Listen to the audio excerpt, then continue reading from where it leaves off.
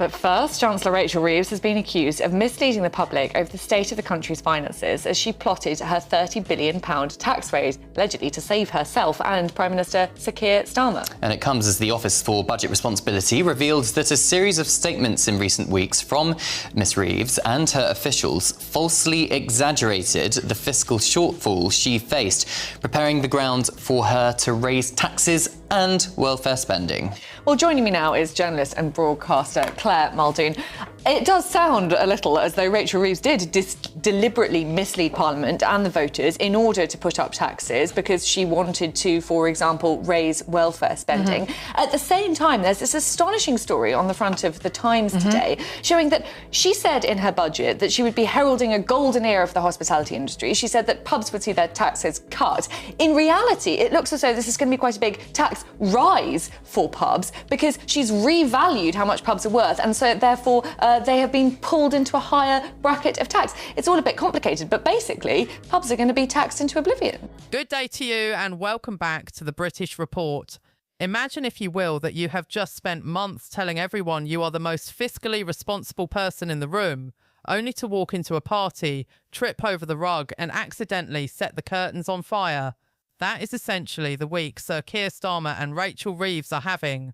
The whispers echoing through the hallowed, drafty corridors of Westminster are no longer just murmurs of discontent.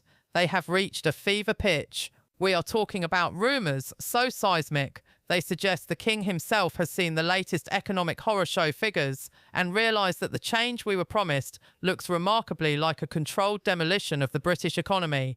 The business world is not just reeling, it is in full-blown revolt. From the square mile to the smallest high street shop, the verdict is in. The Starmer-Reeves experiment is failing, and it is failing fast. We are breaking down the shocking new data that has triggered these resignation rumours and looking at why the stability the government promised has turned into a nightmare of record low confidence and punitive costs. Quick favour, if you are loving this, hit that subscribe button. Over 92% of viewers have not yet. It is free, takes a second and means the world to us. Thanks. If you did, now back to the show. Now let us dive straight into the data that is making number 10 look more like a bunker than a seat of government. If London is the engine room of the United Kingdom, then Sir Keir Starmer has effectively poured sugar into the petrol tank. A brand new survey by the London Chamber of Commerce and Industry has dropped like a tactical nuke on the Treasury's doorstep. It found that a pathetic, and I do mean pathetic, 25% of businesses in the capital expect the economy to improve in 2026. Only a quarter. That means 75% of the people who actually generate the wealth in this country are looking at the next 12 months and seeing nothing but grey skies and red ink. It is the political equivalent of a pilot coming over the intercom to tell you the engines have fallen off. But don't worry, we are still committed to a smooth landing. More than half of business owners, 53% to be precise, now expect to raise prices just to keep the lights on.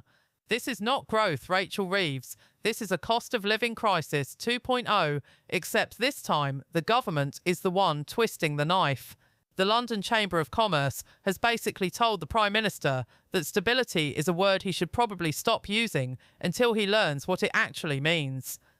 Is it just me, or is something not adding up about Rachel Reeves and Sir Keir Starmer? She cried her eyes out in full view of the world in Parliament. Sir Keir Starmer then refused to back her. There are a few things about this that just don't add up for me. Sir Keir Starmer was asked why he didn't comfort her in the Commons. I didn't appreciate what was happening because, as you'll probably appreciate, the PMQs is pretty wired. Let's just think about this logically. So in order for that to be true, I think the Prime Minister is asking you to believe that he is the most oblivious man in Britain. He didn't notice what was going on right next to him. Now, I don't want to be insensitive, okay, but isn't it a bit convenient to say that the reason that she looked like this was because of a personal issue that she will refuse to talk about?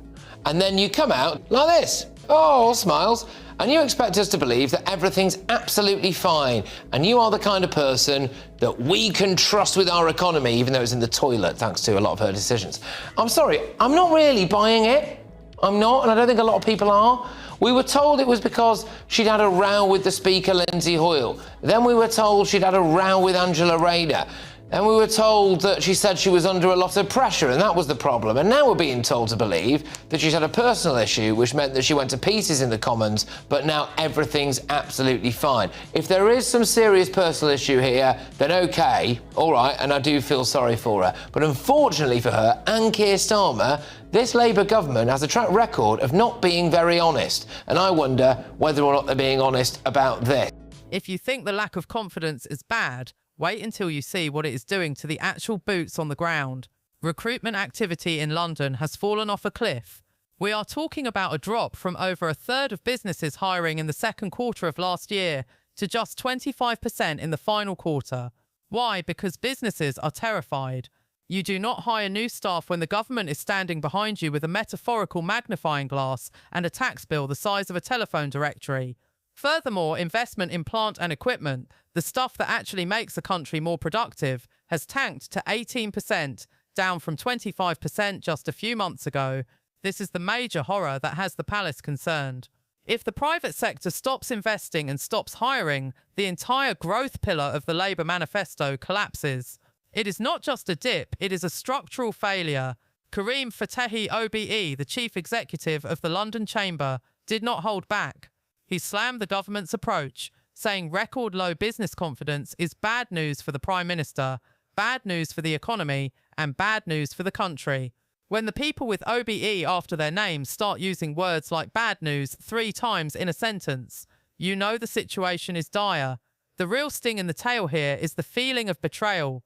Businesses were told they would get certainty. Well, as the old saying goes, be careful what you wish for. The only certainty they received from the Reeves budget was the certainty of higher costs, instead of making the tough decisions on public spending.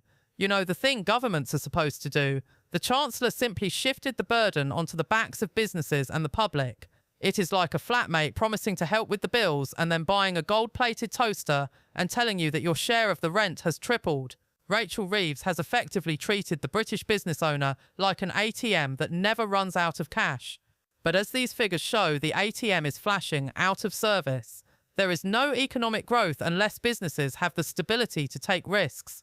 Right now, taking a risk in Starmer's Britain feels less like an entrepreneurial leap and more like a walk off a very short pier.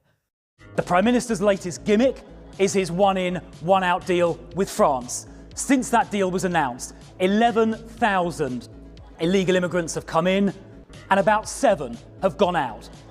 Even Rachel Reeves, with her dubious CV, can tell that doesn't add up.